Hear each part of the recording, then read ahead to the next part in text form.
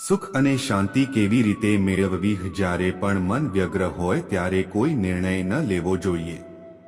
ભૂલો થઈ શકે છે અને જીવન બરબાદ થઈ શકે છે. બીજી તરફ એક વ્યક્તિએ કહ્યું કે મારી પત્ની વારંવાર ઝઘડે છે, મને તમારો શિષ્ય બનાવો. બુદ્ધે નદીમાંથી પીવાનું પાણી લાવવા કહ્યું.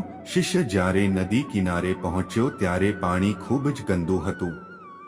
જ્યારે પણ આપણું મન વ્યગ્ર હોય ત્યારે આપણે કોઈ મહત્વનો નિર્ણય ન લેવો જોઈએ. આવી સ્થિતિમાં નિર્ણય લેવામાં ભૂલ થઈ શકે છે જે ભવિષ્યમાં સમસ્યાઓનું કારણ બની શકે છે. તમારું મન શાંત થાય ત્યાં સુધી રાહ જુઓ અને પછી જ નિર્ણય લો.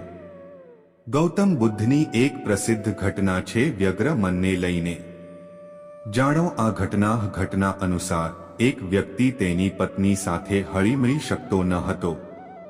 તેમની વચ્ચે રોજ ઝઘડા થતા હતા. આ કારણે તેનું મન અશાંત રહેતું. એક દિવસ કંટાળીને તે જંગલમાં ગયો. તે સમયે ગૌતમ બુદ્ધ તેમના શિષ્યો સાથે જંગલમાંથી પસાર થઈ રહ્યા હતા. દુઃખી માણસે બુદ્ધને બધું કહ્યું અને કહ્યું કે તે નિવૃત્તિ લેવા માંગે છે. કૃપા કરીને મને તમારો શિષ્ય બનાવો. તે પોતે આ માટે સંમત થયા. બીજા દિવસે સવારે બુદ્ધે માણસને કહ્યું કે તે તરસ્યો છે. 5ની નદીમાંથી પાણી લો. બુદ્ધ માટે પાણી લેવા નદી કિનારે ગયા. ત્યાં પહોંચ્યા પછી તેણે જોયું કે જંગલી પ્રાણીઓ કૂદવાને કારણે પાણી ગંદુ થઈ ગયું હતું. નીચે થીજી ગયેલી માટી ઉપર આવી છે. તે સમયે ગૌતમ બુદ્ધ તેમના શિષ્યો સાથે જંગલમાંથી પસાર થઈ રહ્યા હતા. દુઃખી માણસે બુદ્ધને બધું કહ્યું અને કહ્યું કે તે નિવૃત્તિ લેવા માંગે છે.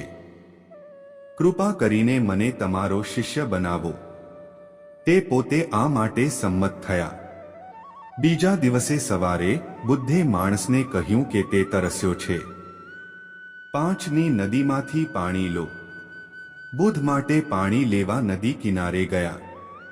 ત્યાં પહોંચ્યા પછી તેણે જોયું કે જંગલી પ્રાણીઓ કૂદવાને કારણે પાણી ગંદુ થઈ ગયું હતું.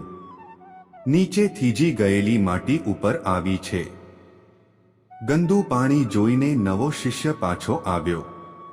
બુદ્ધ પાસે પહોંચ્યા પછી તેમણે તેમને આ વિશે જાણ કરી. થોડા સમય પછી બુદ્ધે તેને ફરીથી પાણી લેવા મોકલ્યો.